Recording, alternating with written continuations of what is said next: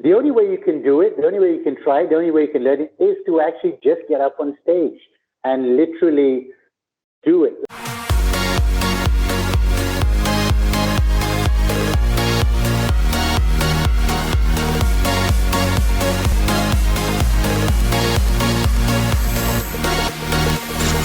Creative Conversations.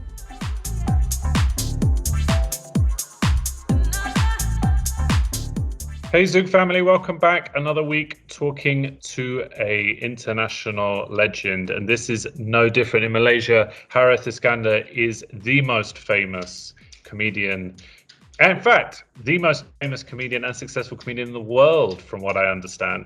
Also, a household name, someone who always brings positivity, and especially after the last year we've had, that's something that's incredibly welcome. First and foremost, before we get into your career, how are you, Harith? I'm good. Thank you very much. Thanks for having me on this session. I'm really looking forward to it. Seriously.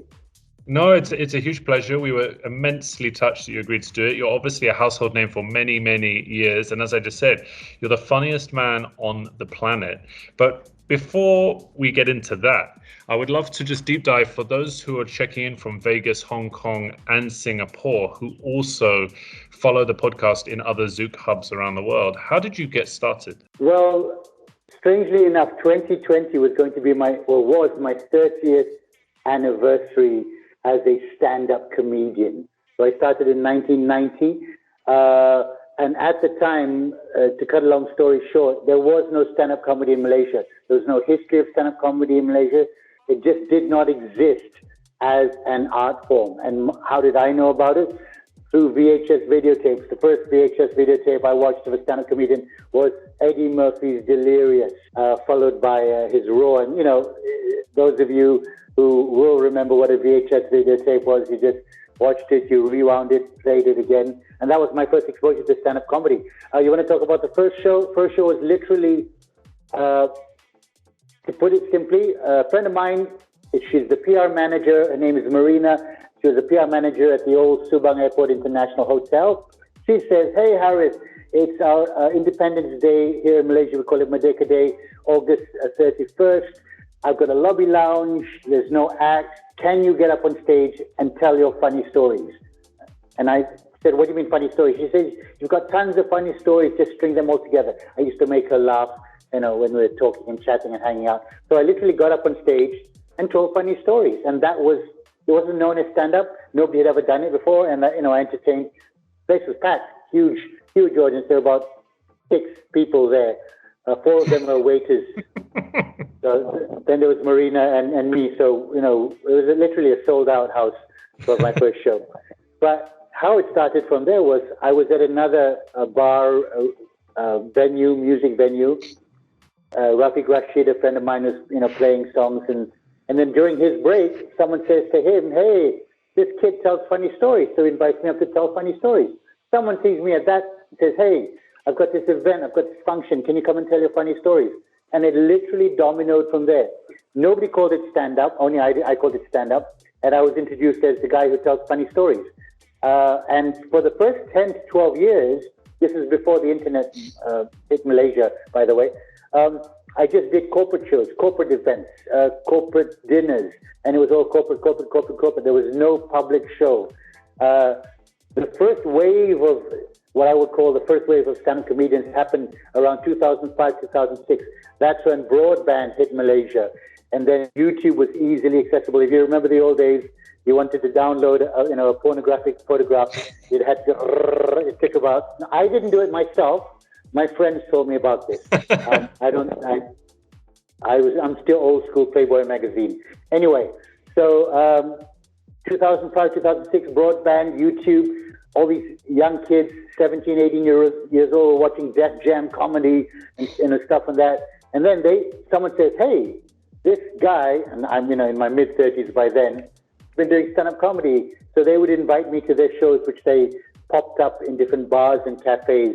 And that was when I would say the first wave, the first generation of stand-up comedy happened in Malaysia, closely followed by Singapore and also in Jakarta as well. So that's literally how it started. I was doing it alone. Nobody actually knew what I was doing. They would see me, and kind of, I could see them for the first 10 minutes trying to work out, what's this guy doing? If you've never seen someone on stage telling funny stories, and you can imagine this 30 years ago, it would hardly make sense.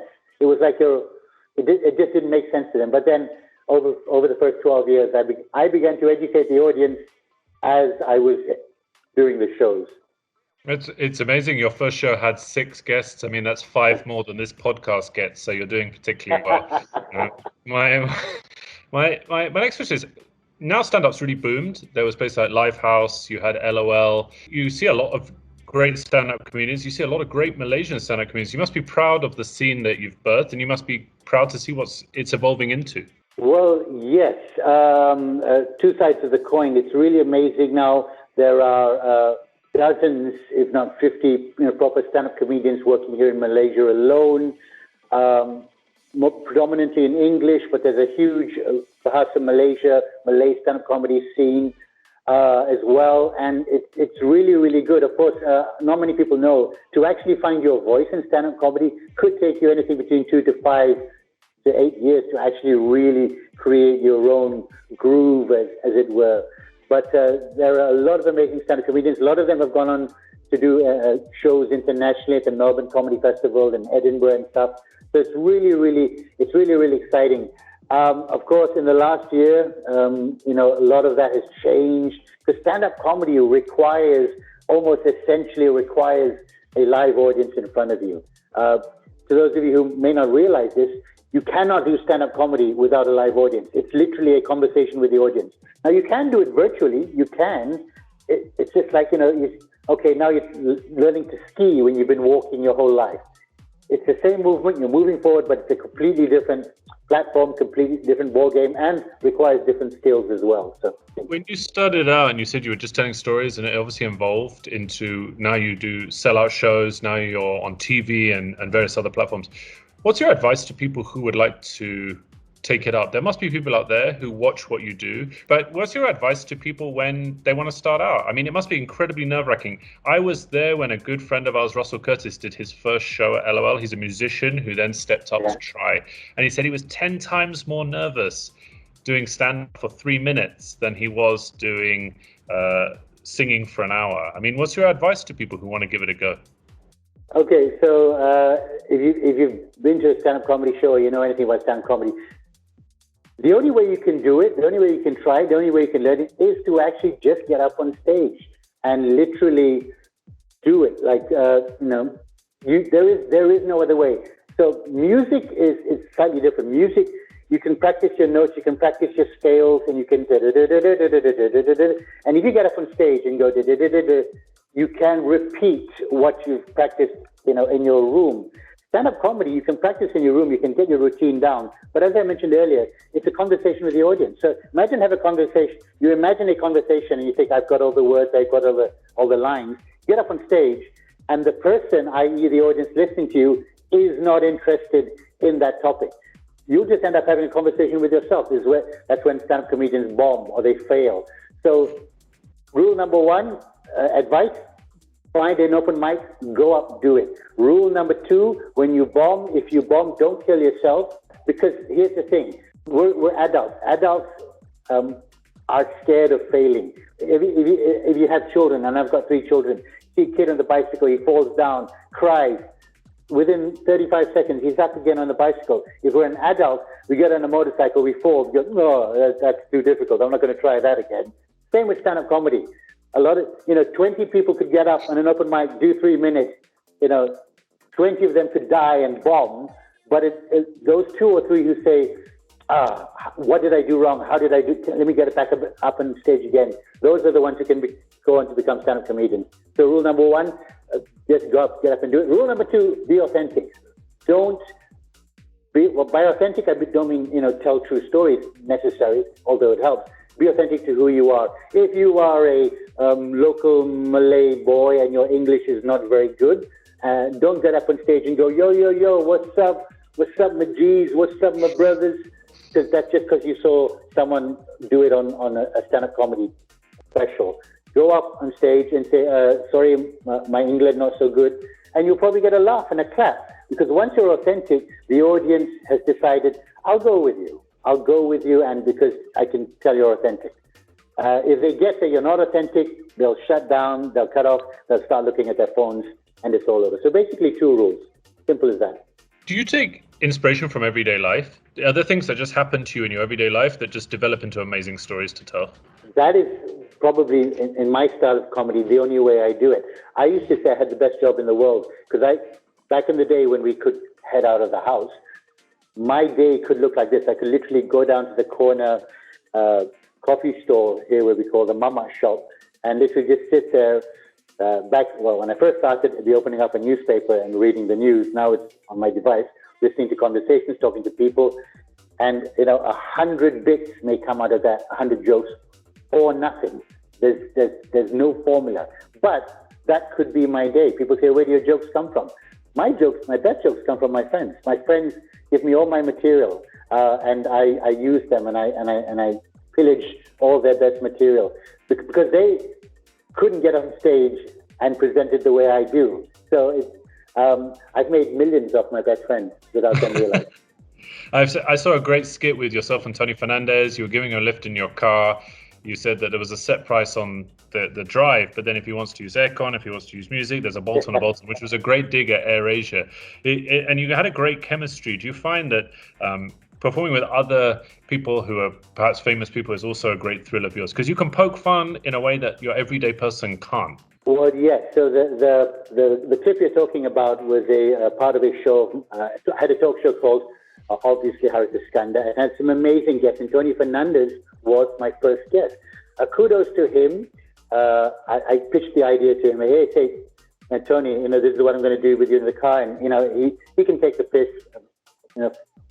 himself. So we had a great time. I've also had on that show, I had the Crown Prince of Johor, who is quite a controversial figure here. But you're right. I can, as my persona as a stand-up comedian, or I'm allowed to, or given a little bit of leeway to just take a little bit of dig at people because, as they'll go, well, he's a comedian, so he's meant to say something funny. So yes, comedy is an amazing way to actually, especially in Malaysia, to broach topics, to talk about topics that otherwise may get everybody all heated around the collar and start shouting at each other. So comedy is really good at that. 2020 has obviously been a very difficult year. 2021 hasn't started in Malaysia as well as we'd hoped it would. During this time, we at Zouk focused heavily on doing our best to raise awareness in mental health issues. And we did our best to reach out to people. To each guest we've had has offered a small insight into how they coped during 2020 and any advice they had for people who were finding it tough.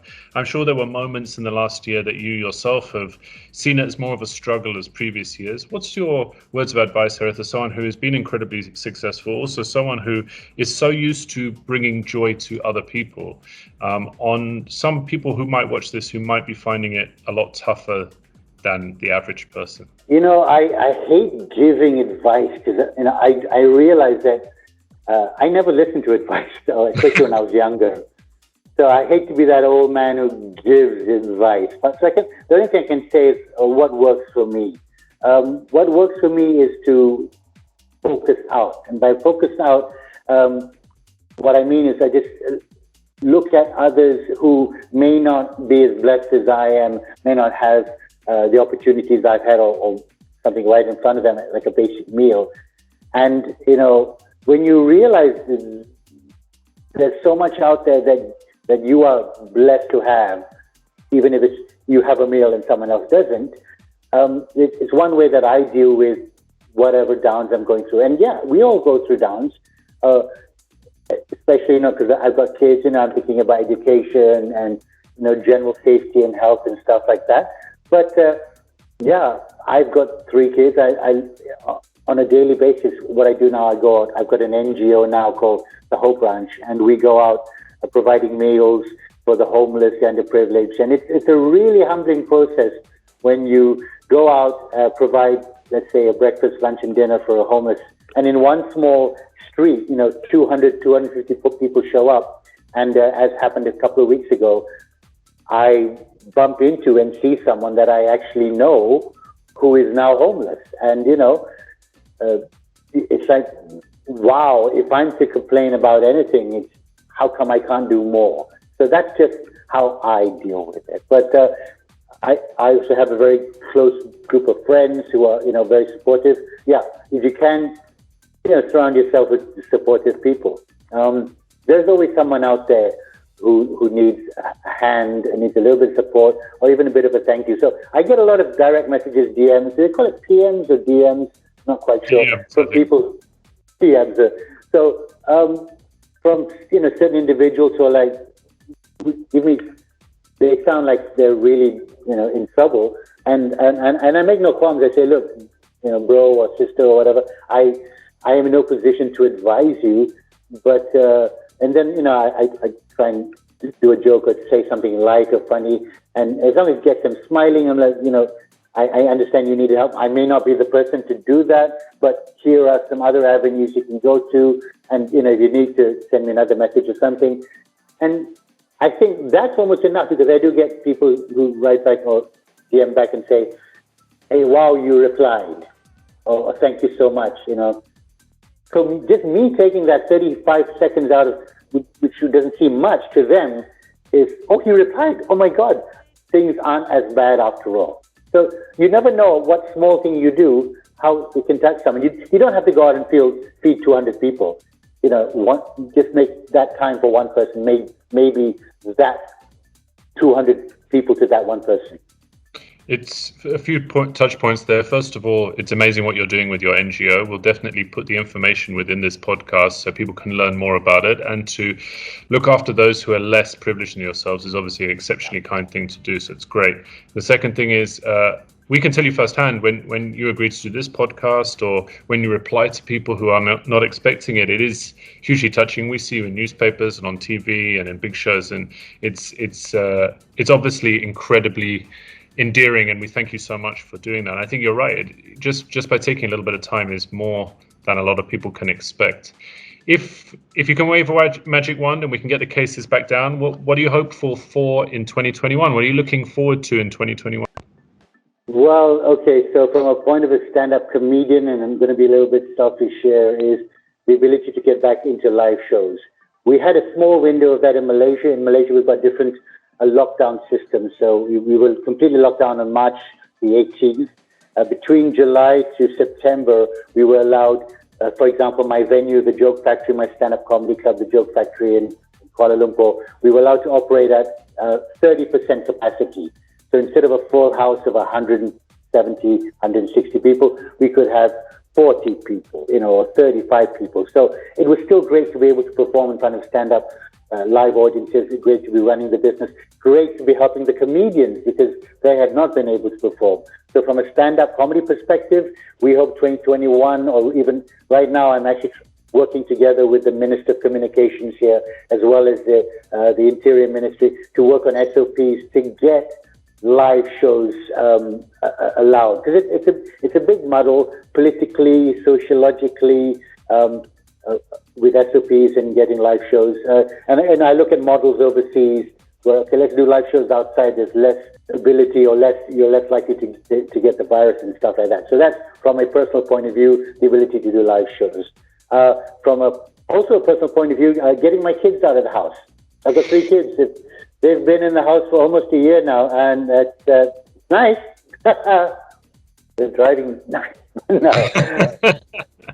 But anybody who's got kids realizes that. So what I do see is when they're not when you're in school, you've got peer pressure, you've got challenges, you've got competition, and it really, I can see the difference when they're at home and they can only see the kids in their neighborhood. I'm not going to say negative or positive, but it is a different experience, and I do hope they get to have that experience of that peer pressure outside with, in the school environment as well. And on a whole world basis, for me, my personal opinion, this COVID-19 is going to be with us forever and ever and ever and ever, just like the flu. And we just have to develop the new norms of learning to handle and deal with it. I'm not making light of the people who have died, but this is something that has changed the world.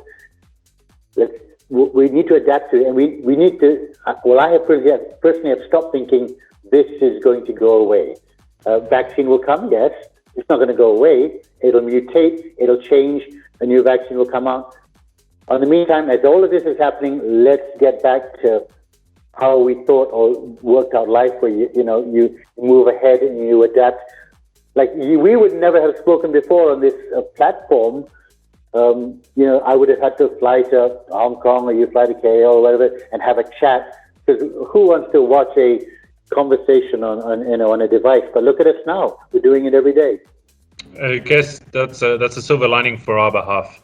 And you're right. Hopefully we can get back. I mean, from Zouk's perspective, we would love to see 1,000 people with their hands in the air, enjoying music, forgetting their problems. But we might be a way away. But you're right. We have to learn to adjust. My last question for you is: I see a Liverpool shirt behind you. You must, in the last year, be able to adorn a lot of jokes at the hands of Manchester United and Chelsea fans, etc. Well, let's put it this way. I've been a Liverpool fan for my whole life. And we had 29 years or 27 years of not winning anything, or not winning the Premier League. So, I'm in a better position than most to take a loss or two. So even the last couple of losses, I'm like, yeah, I'm not going to feel down about it. We lost for a long time. We'll lose again, so we'll take it with a pinch of salt. But it's a roller coaster, but we're there. Yeah, you're the champions elect. So there's no joke that anyone can throw your way. You're the one who can dish it out at the moment. But Harith, first and foremost, thank you so much for taking your time to talk to us, especially away from your family and away from the work that you're doing at the moment. Incredible to hear about the NGO. Fantastic stuff. We can't wait to get back to the Joke Factory and enjoy, because it was something that in KL I really enjoyed seeing. A lot of different local stand-ups, but we used to thoroughly enjoy the live comedy nights. And I have to admit, the local talent is fantastic. And also, we used to see a lot of internationals come and visit here. You get a lot of people that have flown in. Kevin Hart, even back in the day, even other style of performers like David Blaine. KO is a great hub for entertainment, and the sooner we can get it back, I think you'll agree, the better. But lastly, thank you, and please stay safe. Please look after yourself, your wife, and your kids. And you're right, next time it will have to be in person. We would love to chat to you face to face, and you can take the piss out of us all day, every day. Thank you so much for having me. Seriously, appreciate it. Thanks. Take care, stay safe, look after yourself. Take care. Bye.